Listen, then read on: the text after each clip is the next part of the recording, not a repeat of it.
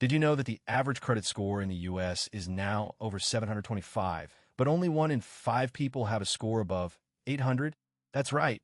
Having a credit score above 800 can give you access to lower interest rates, better loan terms, and even save you thousands of dollars on big purchases like homes and cars. By the end of this video, you'll understand how to go from a mediocre credit score to an excellent one and start building wealth through smart financial decisions. So, what exactly is a credit score? Think of it like a report card for your financial behavior. Your credit score is a 3-digit number that lenders use to determine how likely you are to repay your debts on time.